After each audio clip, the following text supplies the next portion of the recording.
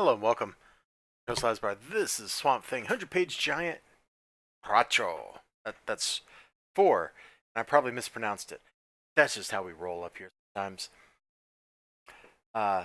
Boy, my opinion on this book has changed so much as we've gotten further into these series. The first issue, super weak. Last issue was a lot better. The Animal Man stuff really got crazy. This issue, it's all kind of blending together. Remember the first couple? I was like, "Oh, the Shadow Pack story is great." I think it's the weakest part. I think it's the weakest part of the book now. That's how much everything else got better. We start off this kid's running uh, this underground maze, being chased by this monster. Naturally, you can kind of see where this is going. But in this series, or in this story, Swamp Thing is dealing with a creature called the Baron. Pretty gnarly. They're doing a favor for this, for something. I'm not going to spoil it too much, to try to get information out of it. And part of that favor is rescuing this poor kid from this terrible thing that's trying to catch him. This is actually pretty good. There's some touching stuff. Touching stuff. It's touching. It's a touching story. So in addition to having very grotesque imagery from the monster, in addition to advancing the overall plot, this kid gets a relatively happy ending. I say relatively happy because, well, reasons. Flip ahead to Animal Man. The art in here, I didn't like this art in the first issue. First issue of this run of Animal Man, I really didn't. I thought it was pretty atrocious. And I didn't stick with it. And now that I'm sticking with it, the art serves so well. I just want to take a bunch of pictures of panels of this book. Look at this dude up here. Look at this dude down here. Now, one thing. So he defeats the hunters in the red. Meanwhile, the third one is here with his family, personing that cop. One thing that apparently I was wrong. Oh, sorry. They're explaining the origin story of those three hunters. Look at this. This is a great two-page spread. It's a shame that it's been slurped up into the fold here, and I gotta I guess I could break the spine, see it in its full glory.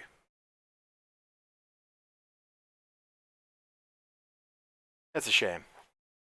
One thing that I was about to go on this before I saw that page. One thing that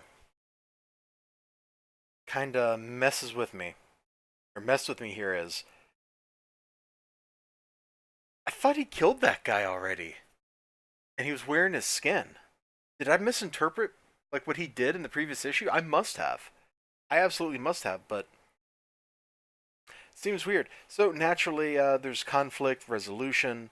The dialogue, for the most part, is good. The only dialogue I didn't like was this page, and I totally just skipped these three panels. Like I tried skimming the first one, and it's whatever. They're dealing with the rot, and it's awesome, and the art serves it really well. Then the Swamp Thing story, it's all tying together. That's one of the reasons why I really like this issue. Is you've got the Animal Man and Swamp Thing story following two different threads of the same plot, and they're going to come together. Boom, like that. That kid shows up at a diner, is like, I want a milkshake. And then everything goes bad. The Swamp Thing and that lady show up there at that diner. They're a little late. Get these really great looking pages. That's all I'm going to show out of this story. Is this stuff. But it's green and the red fighting the rot. Look at the rot over here. From age to age. This is looking pretty cool. This stuff, there's so much explanation here. But the pages look so cool. I love the way they're laid out. Look at the how evocative the borders between the panels are. This is some great stuff. And if, issue number one had opened up looking like this, I probably would have been like, yeah, New 52 Swamp Thing is actually worth reading, because up until I made myself read these last couple issues, I didn't think it was. Oh, let me show the little kid brother with his army of the dead. Brody. Actually, I guess they're the army of the undead. The Shadow Pack story is pretty different. It's all about the Blue Devil. And it's basically, it says a night in the life. It's like a day in his life. He has to go rescue a cat. Monster shows up. Where's that at? Oh, he stops a mugging. Then a monster shows up. And so he fights a monster. Then some demons show up to take him down, and he has to fight them. And it's alright. It's a lot weaker than the first couple issues. But it's also kind of interesting because it shows him having a great relationship with his neighbors. Everybody likes him. Everybody gets his name wrong, which is kind of a funny running gag in it. Pretty good. Like one person, the lady he rescued from getting mugged called him the Blue Demon. Some cop called him Big Devil. Like it was just kind of funny, a little bit funny.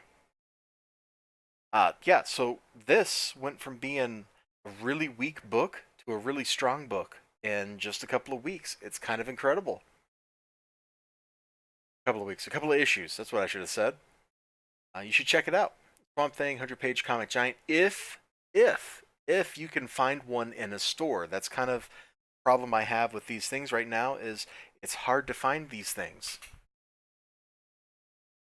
I'll see you next time. You have a great day. Remember to like, comment, subscribe. Even if you are subscribed, check to make sure you still are, because sometimes YouTube lies about that. I'll see you next time. And, you might want to click on some stuff. I appreciate it. Bye-bye.